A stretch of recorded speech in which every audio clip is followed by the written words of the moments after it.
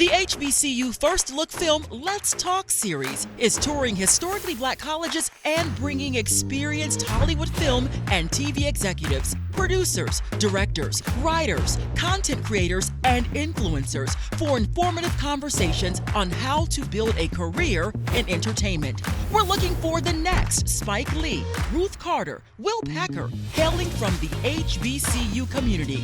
Are you the next? Get ready for an inspiring, empowering, and enlightening conversation Let's Talk series with Hollywood movers and shakers.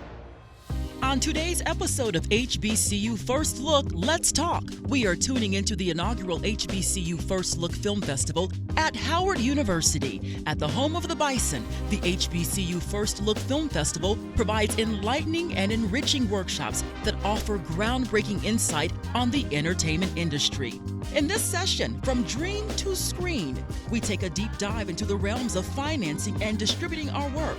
Moderated by film multi-hyphenate T Powell, with the reading writer and producer Courtney Glaude, HBCU Go TV president and co-founder Curtis Symonds, and film financier and media mogul Fulton. This is a session you don't want to miss. This is HBCU First Look Film. Let's talk financing a film from the HBCU First Look Film Festival.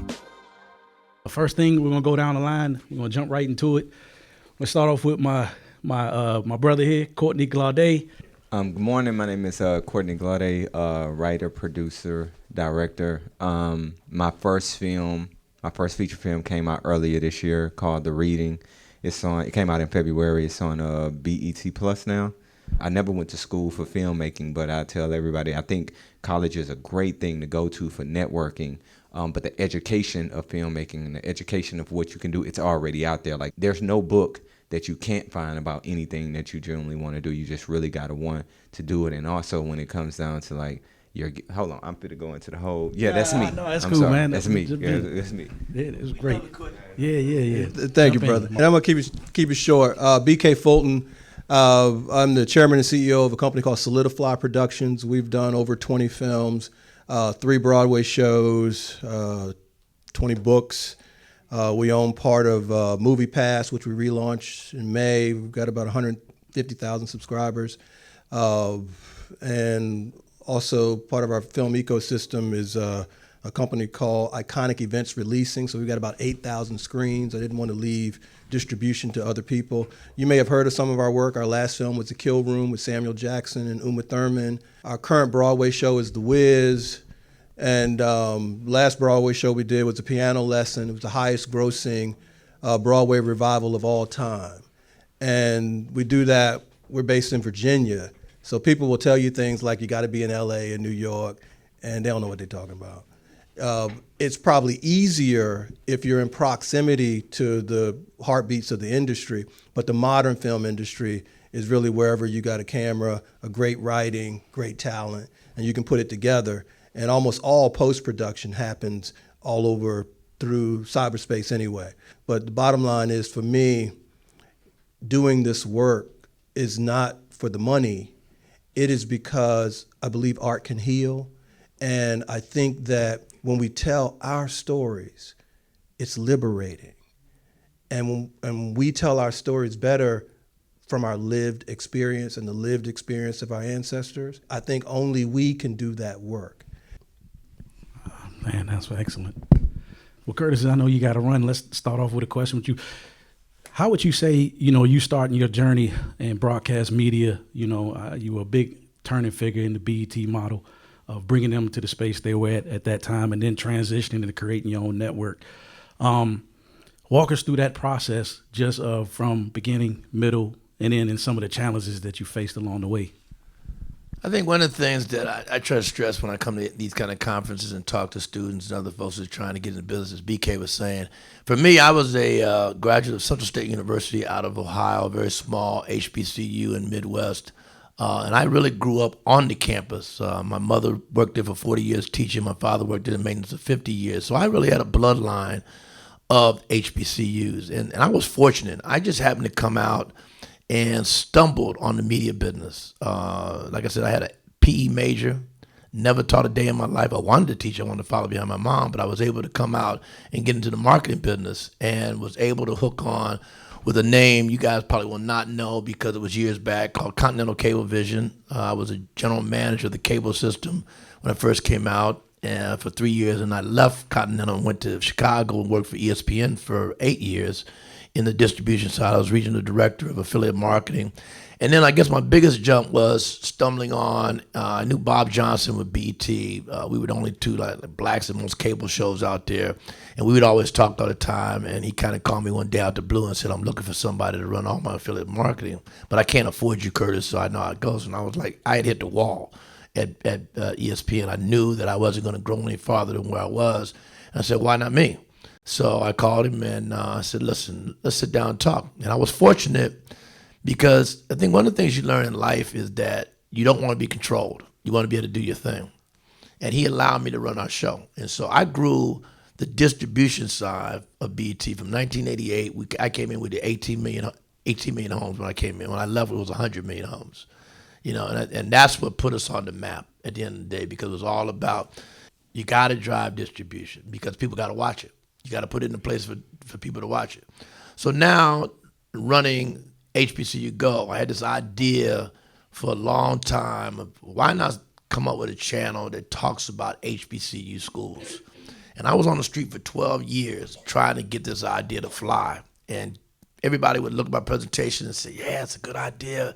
But the minute you ask for the money, everybody got nervous. Oh, wait a minute, I got this going on, I got that going on. The biggest thing you're going to find in life is getting capital. Everybody got ideas.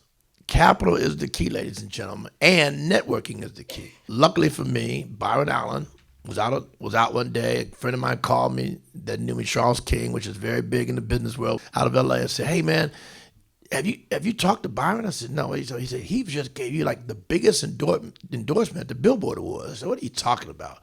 And so the lady asked him, says, well, why are you suing Comcast for $20 billion? And he said, I'll tell you the real reason. He said, there was a guy, a good friend of mine, Curtis Symonds, had a network out there called HBCU Sports. It was actually called HBCU Go, but he said Sports. And he said they wouldn't give him a channel. So I decided, he said, that really pissed me off, so I really decided to go after him. So I thought it was a joke when he first, I called him and said, hey man, thanks a lot. About 4 months later, he's at the Breakfast Club out of Atlanta. And they asked him the same question, he answered the same way. I said, whoa, wait a minute, I need to call, we need to sit down with a conversation now.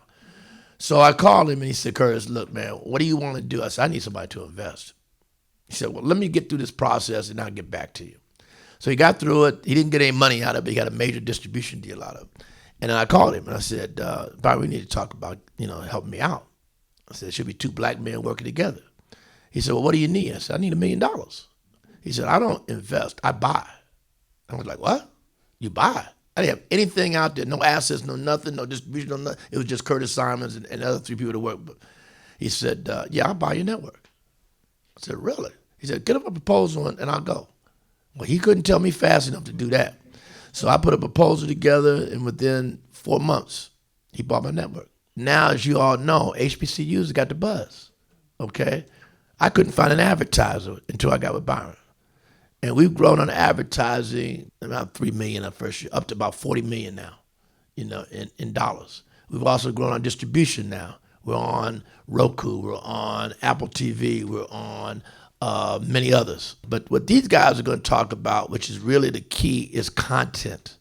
The world has changed, ladies and gentlemen. When I got into cable television, it was all about now, what was cable going to do with against broadcast? Well, cable, as you know, overgrew it.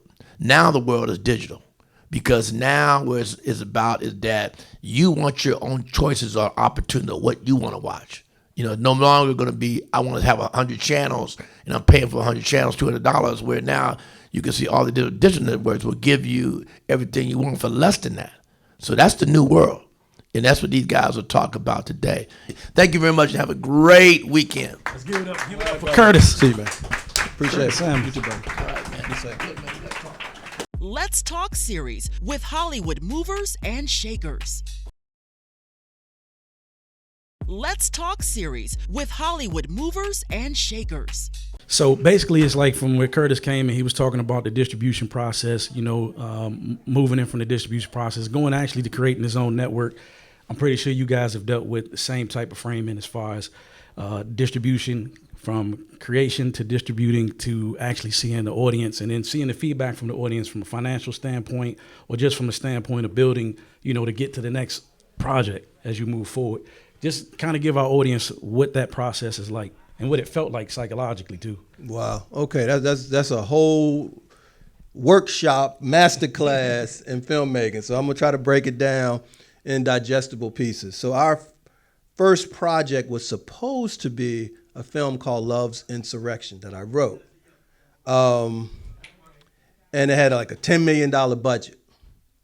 So I used to run the phone company. So I was like, $10 million, that ain't nothing. I'm used to $1 billion deals. So $10 million is nothing. I didn't realize what it was in the film industry. That was a decent film, And so I pulled together a team. We had a guy that worked with Martin Scorsese, Q.R. Martin. Had a guy that worked with Spike. It was his number 2. Monty Ross did Spike's first 9 films. And so Monty sat us down and said, how many dinners are we away from $10 million? I said, we a lot of damn dinners away from $10 million. Right. He is like, well, we can't make this movie. It was a period piece, and period pieces are more expensive because you got to try to get it right and be authentic. So then the director at the time and the cinematographer said, well, we each have scripts, and we can do the films for under $1 million. And Monty said, how many dinners are we away from $1 million? I said, I can write that check now. And we did our first film called Love.com. And the second film was called One Angry Black Man, which won the Oscar Michaud Award. It's probably one of our better performers to this day. We work with Byron Allen, got distribution. But one of the things that you learn really quickly is this industry is tight on who the people, the gatekeepers are. So it's typically the studios or the better distributors that actually have good accounting so you keep your money right. You've got to build a relationship with them. So then as you send them more projects, they receive those projects. Those 2 films, they didn't perform like I wanted them to, because what I learned is that if you're in the independent film business, you're also in the marketing business. And if you can't promote it and get people to know about it, as you heard Curtis say, then it doesn't return. When I was young, we had 3 networks or you went to the movies. Now you got 400, 500 channels, all the different streaming services. So you really got to be on your marketing game. Here are the numbers. Around the world, probably about 100,000 films get made every year. And only about 10,000 of them are what we would call features and professional quality. And out of that, only 2 to 5% actually get distribution. Only 2 to 5%. So most stuff that's created is never really seen. So in that respect, I think things like Tubi and other stuff like that are good because you can put it on yourself and don't really have to get permission from the gatekeepers.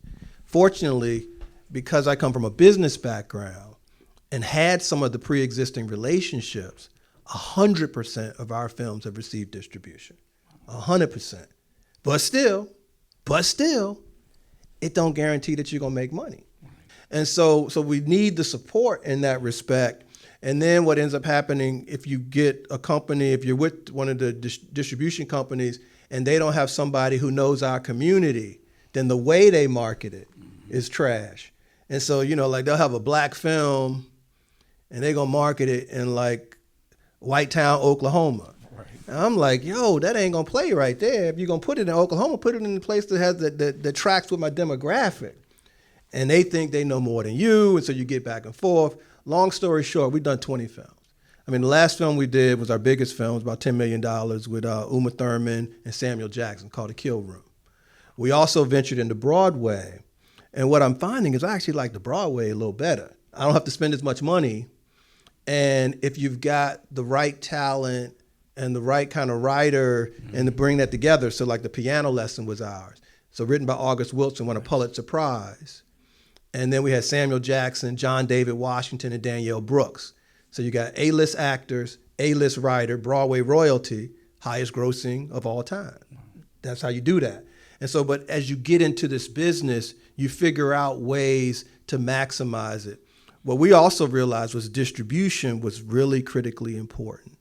And so what we did was we made a strategic investment in a distribution company.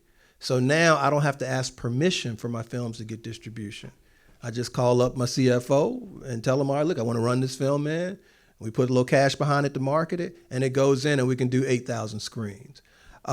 We discipline ourselves, though, and make sure you have to have the cash to market to fill the theater. In Broadway, probably a 90% house fill will usually get you your money back. Above that, you sell out, you're usually going to get your money back. The Wiz, we came up with a different strategy. And so instead of a 16 to 20 week run, which is typical, we're doing a 40-week run. And also we're doing a pre-Broadway tour to build buzz. And then we'll do 40 weeks on Broadway with the celebrity cast. So we opened that in September in Baltimore at the Hippodrome. And opening night, we had 5 standing ovations, ended up on the Today Show. And then where we announced the Broadway run starting in April 17th will be the first night. We'll have pre-shows in March. And the Broadway run, we'll have the celebrity cast. So we'll have Wayne Brady, Deborah Cox, Nichelle Lewis, some others. I've been trying to get Bruno Mars to play the Scarecrow. Pray for me on that. Because once you get these celebrities, they got other stuff to do. So you can't always keep them for the full run. So you get fit the schedule and all that. But at the end of the day, one thing I want to say, for those of you, how many of you are Howard students or in college right now? Just quick show of hands. I ain't going to ask you. I say, no. All right, appreciate that. So you are doing among the best things you can do for your future. The dirty little secret in this business is that 90% of the time, 90% of black and brown actresses are not working. Let me say that again. I ain't talking about when it's a strike. I'm talking about when it's on and popping and people working. True. 90% of the time, 90% of black and brown actors are not working. And so there's time in between where you're doing that Starbucks, that car wash, that whatever to make ends meet. Hopefully not OnlyFans, but what? All right. And so what ends up happening though is that the people in the industry live what we call the fab lifestyle. Famous and broke. Yeah. Just because somebody on TV flossing or whatever, it don't mean they got it like that. They usually don't. Mm-hmm. I know retired school teachers that's doing better than actors that's been on TV. There's one Beyonce. 7 billion people in the world. One Beyonce. So she getting paid, but not everybody getting paid like that. I'm not trying to discourage you, but I'm saying if you in school, keep doing that. Because that's going to be your main thing. If you break into the business and you do great, writer, whatever, beautiful. But your school is that foundation. HU providing that foundation for you so that if the media dream don't quite work out in the timing that you hope for, you're not suffering. Your family's not suffering. Let's Talk series with Hollywood movers and shakers. Let's Talk series with Hollywood movers and shakers. I mean, Courtney, I'm sure, everything that BK said, it's like you have a whole totally different flip perspective of it, coming from a standpoint of being a director, a producer, a writer, and then going the distribution process through the independent film world as far as film festivals and then actually having a film on BET. Describe to us within that perspective what that was like. I think it was an interesting journey for me because I didn't know what I was doing. So I was just in it, right? So I knew that I wanted to do filmmaking. So this is what I'm going to do. I was always just looking at the step ahead of me. So when I'm making the film, I wasn't necessarily looking at the distribution and the marketing perspective. But what was interesting is I think God prepared me for all of the things ahead of time through other situations because I have been on the ground working and doing all of these things for other people. And I have been also doing them for myself, just not for one specific project, right? So when I wrote the script, my first thing was, okay, now I need to go get actress. And again, when I was writing, I heard Monique. I wrote Monique's name in my prayer journal, and I was like, I don't know how I'm gonna get this woman, but I'm gonna figure it out. So even that story for a lot of people is crazy because I I ended up, through the grace of God, getting an email from a client that didn't even know I had a script for her. It ended up being Monique's email. And again, there's this process that, nobody tells you has to happen. Well, the lesson I always tell people, stop running to the actors. When y'all see them, I'm not saying stop introducing yourself. Those are not the people that are the key, that have the key to get you where you want to be if you want to be behind the camera. Not necessarily. It's actually the person that's walking in. You see that director that nobody's talking to, or that producer on that project that nobody is taking a picture of.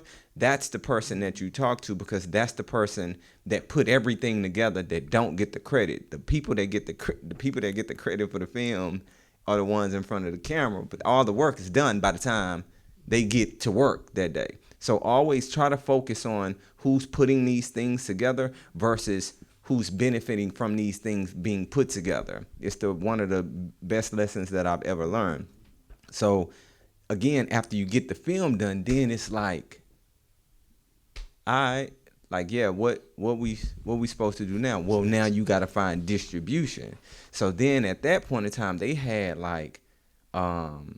these distribution companies that you can go and pay $2,500 to, and then they gonna reach out to now. You don't know if they got these contacts for real. They websites say they got these. They websites look just like that banner right there. They got everybody's name on there. You don't know if them people know them people. Like, they just got their name on there and saying that they can reach out and they can contact them. So now you've paid $2,500 for them to tell you whether your film is picked up by, and if the film gets, you don't get your 25 back though, but if the film gets picked up, then you'll get this and they'll contact you about that.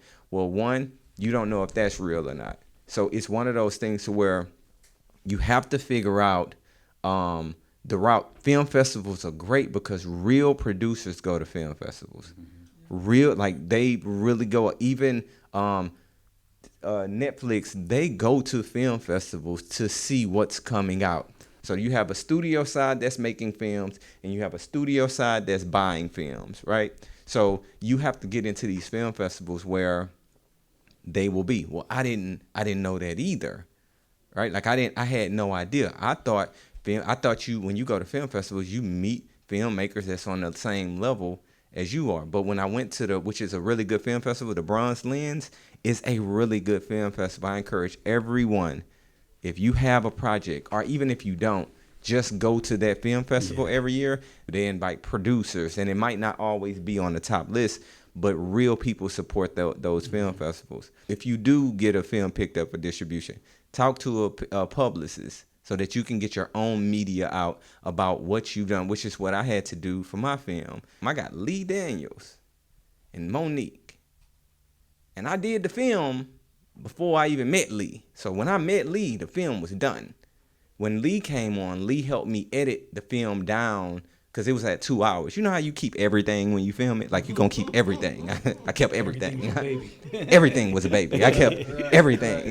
The shot ain't even good, but I like how she was acting, Lee. Lee was like, nah, cut that out. Lee helped me cut the film down basically like 30 minutes, which made, he took an EP credit. But imagine you have Lee Daniels and Monique. Any studio is promoting them. So now I have to fight for what I've done for this film. And in the process, what I did was I shot my own commercials for the movie. Without BET saying anything, I knew that I needed a collection of commercials for the film. So what was interesting is when it was time to promote, I was like, hey, Monday, we're putting this out. And it was like, oh, can you send that to us? I'm like, yeah, I can send it to y'all. Which copy you need? I don't want nothing. This is because now on all of those commercials, the first thing I did on the commercial was, hey, I'm Courtney Glaude, writer, director, producer of this film that you just saw starring Monique, because now I'm putting myself out there as the person that did these things on there. You just have to be aware of your brand it doesn't matter in any room that you're in, whether you're an animator, writer, director, producer, lighting. You are a brand when you come on set. You have a presence when you come on set. If you don't have that brand in mind, it's very, very easy to get swallowed. And what you will know is that success, that selling of the movie or that distribution, it won't be what you think it is, because you think that after you sell this, everybody's calling. No, you're back to square one with and if you spent enough money, the money that they buy it for probably just reimbursed you to do the same movie again that you just finished, and you don't want to do that. You want to grow.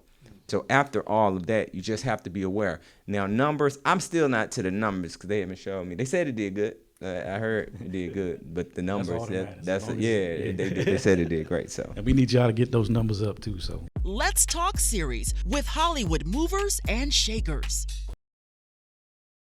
Let's Talk series with Hollywood movers and shakers. So I'm going to lay it out in just steps.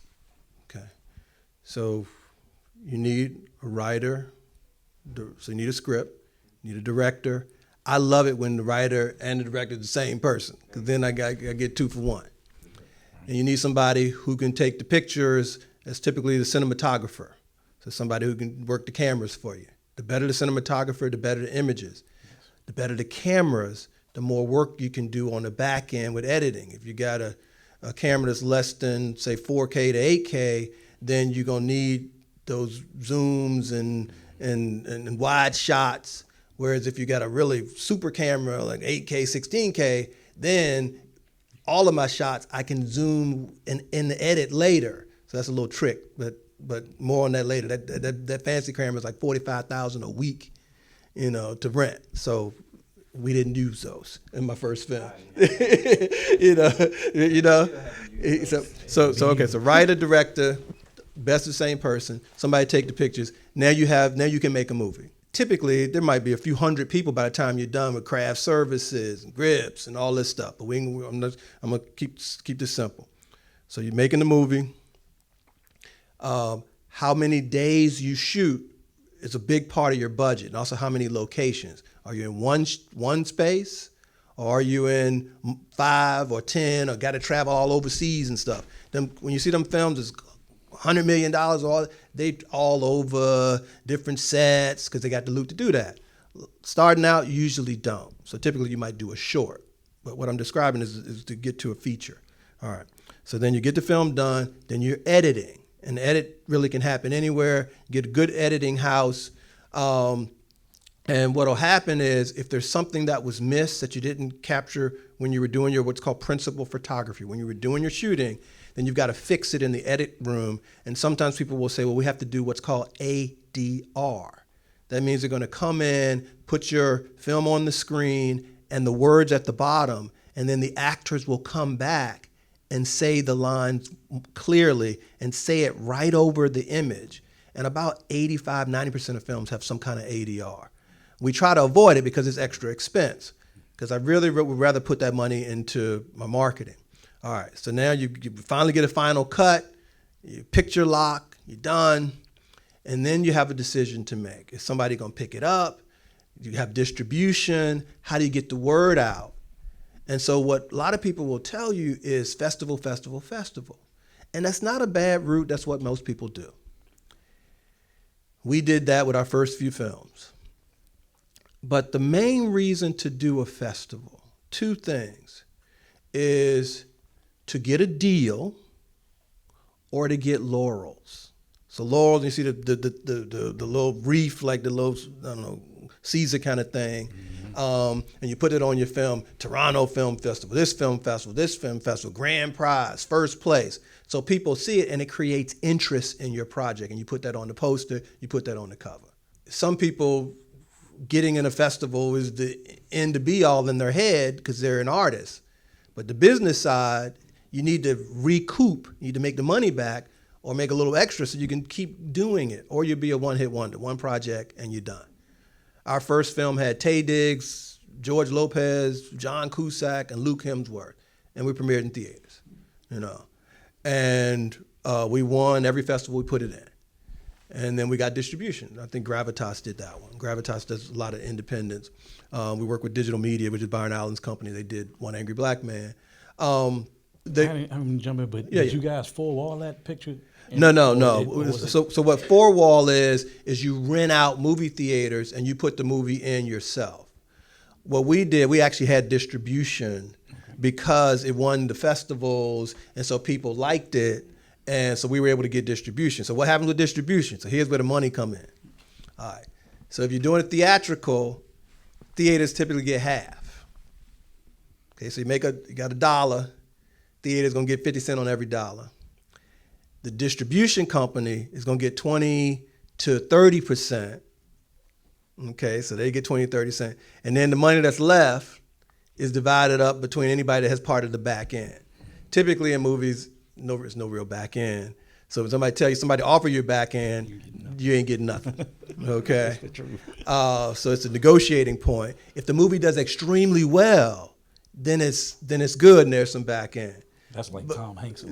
Tom Hanks. I mean, sometimes you can do really well. Like the Blair Witch Project is probably the holy grail of independent film that made crazy money. So the budget was $250,000. It made $250 million.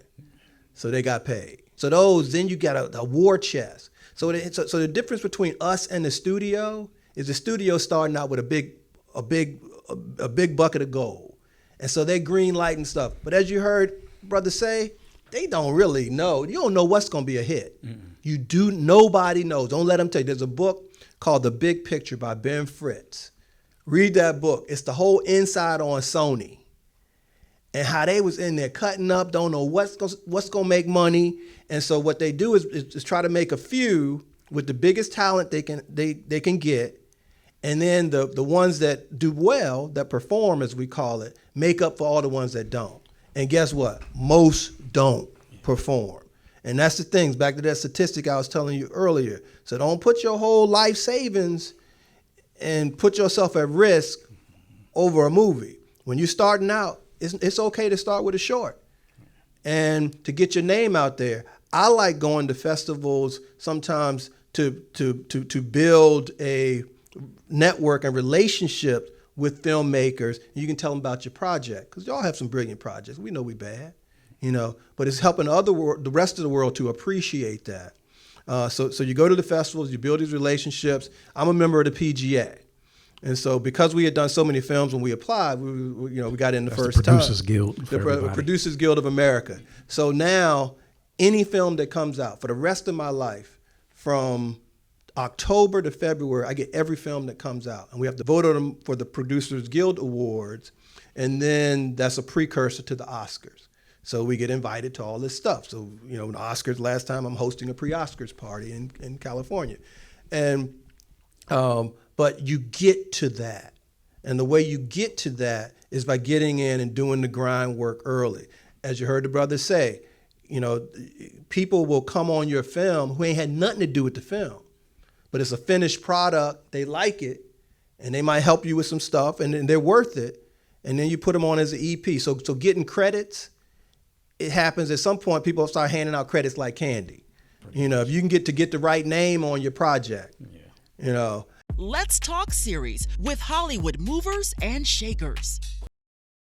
Let's Talk series with Hollywood movers and shakers. There's a book by one of my business partners.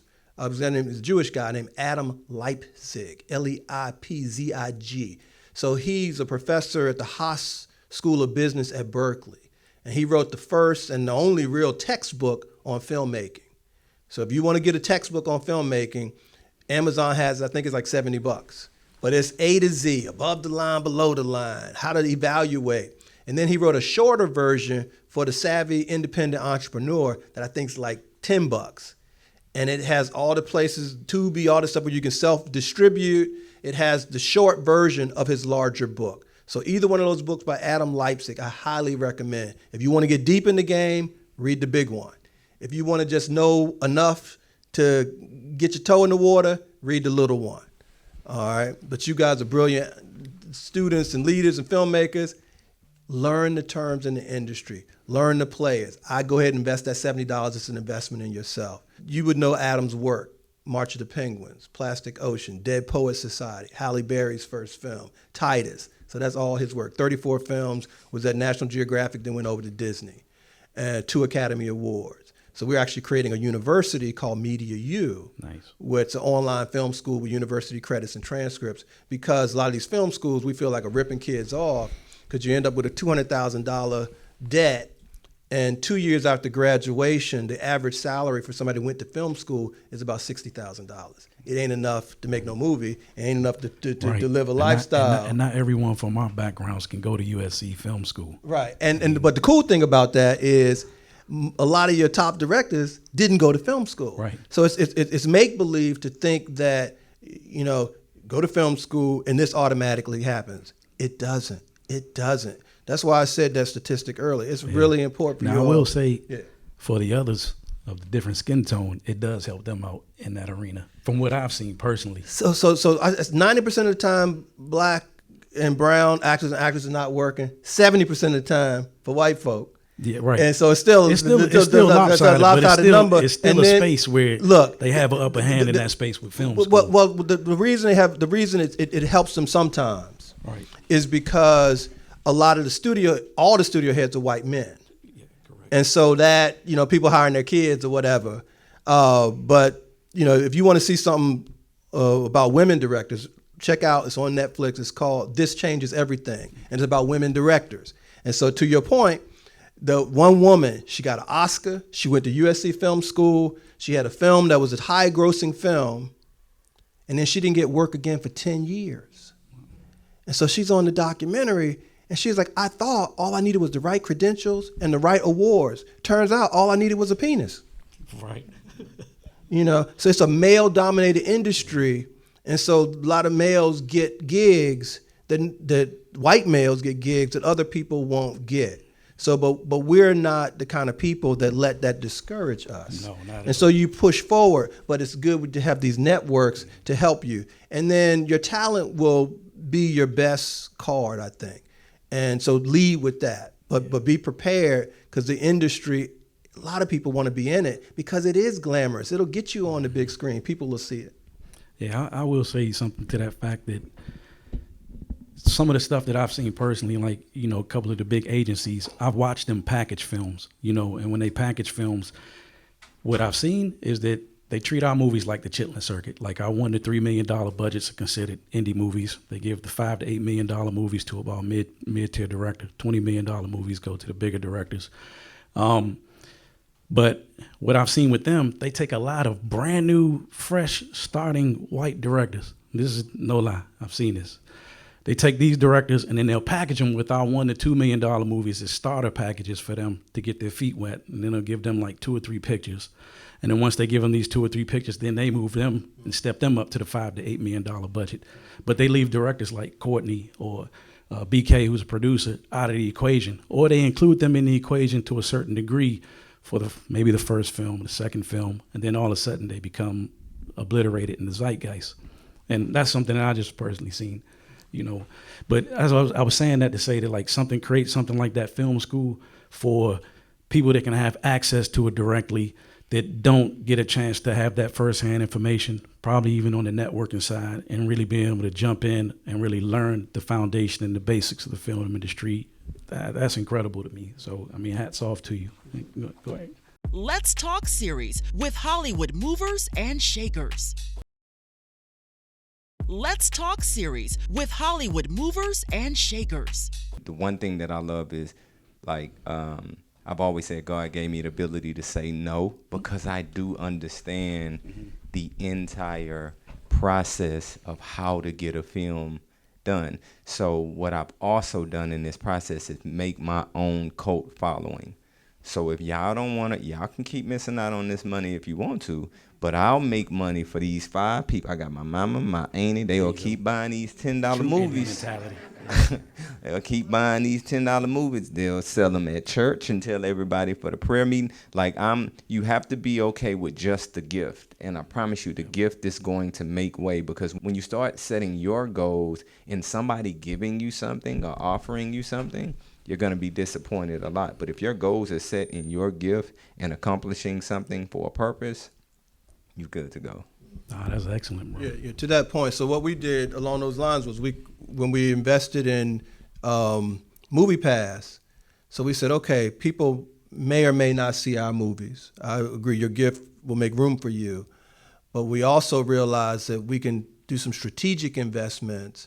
And so Movie Pass, if you download the app now, every movie that's out will pop up. And if you're a member, you can go in theaters. So I said, if they don't want to watch my movies, they're going to want to watch somebody's movies. And you can go and we get a piece of that. We also added a gaming vertical. So the gaming industry is 10 times the movie industry.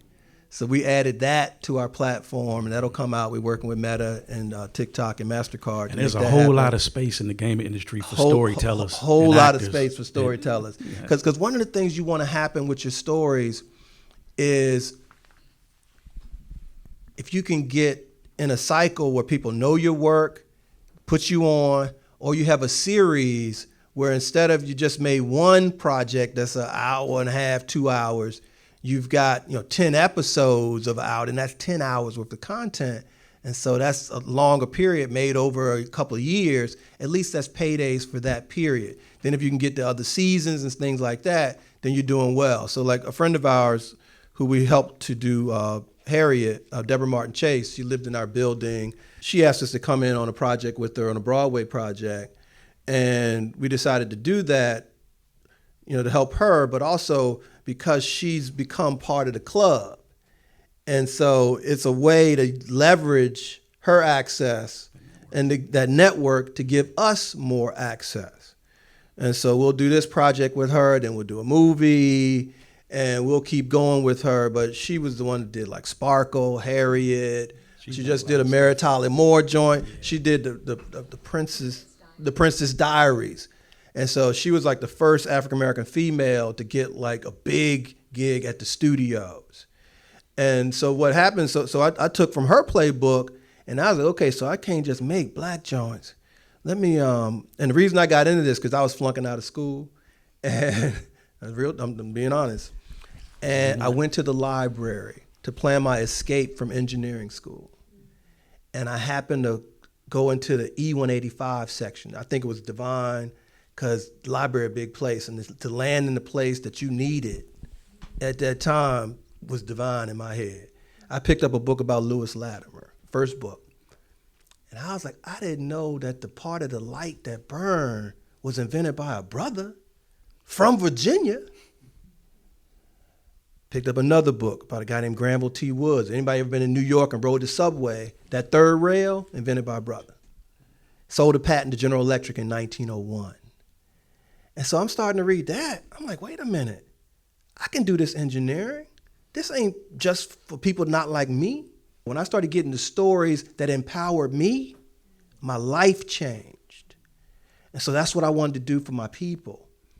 Now what I realize is that I do need to do that, but also I'm not just making films for my people. I'm making films for the world, because they also need to know our story, so they treat us different. We start with how you treat yourself.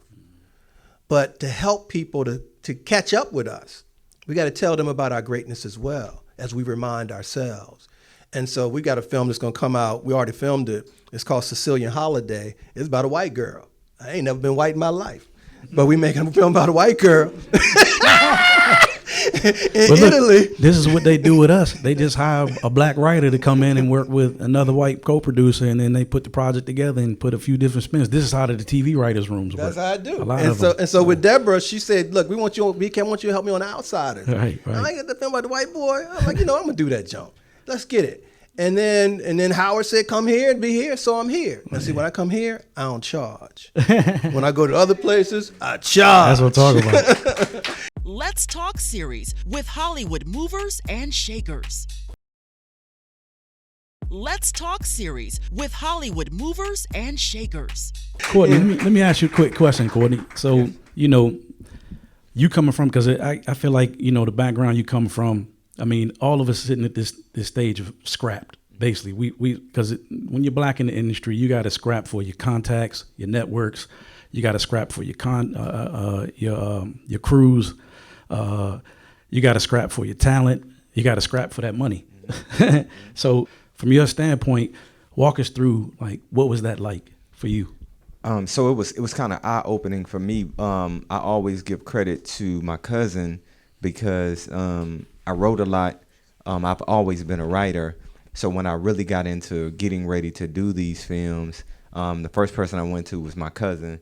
And I remember we was at the car wash and I'm talking to him and I'm super excited because I know ultimately that this vision is going to work. And he listened to the entire plan. And I was like, this is all I need. And for me, I've always been an entrepreneur.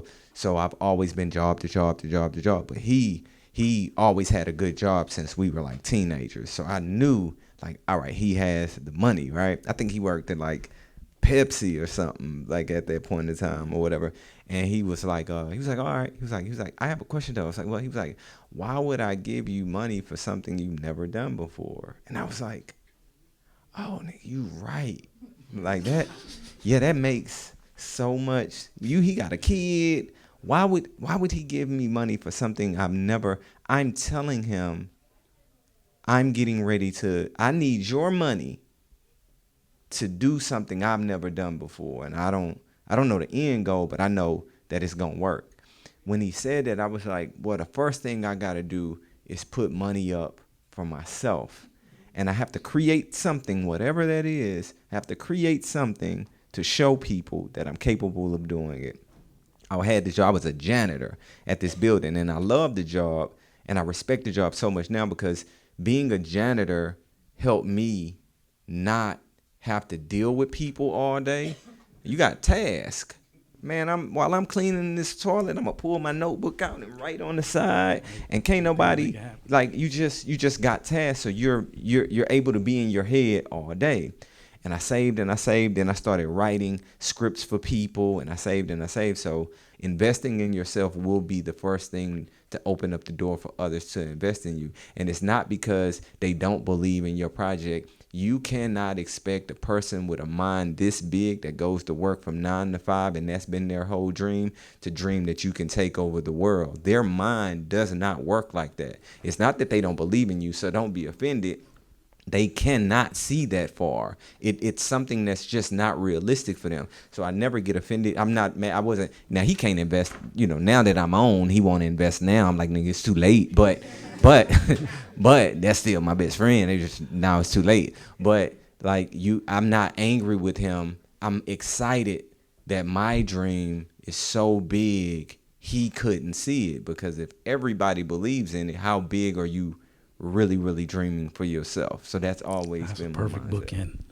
We want to thank you guys for coming out. The audience are the superstars today because you all come in and share, and we grind this energy out together. We want to say thank you, BK Fulton, Courtney Glaude, excellent filmmakers, and Curtis Symonds. He was here. He blessed us with a whole bunch of information. He had to run out on us. And also check out the book, check out the reading. My name is Lewis Powell. You can find me at Lewis Powell. And I just want to be a vessel to somebody, be a vessel of change. Just open yourself to communication and just show love, because that's how we're going to push forward from now and into the future. We got to open our hearts with love and don't go with ego. Just go. Thank you.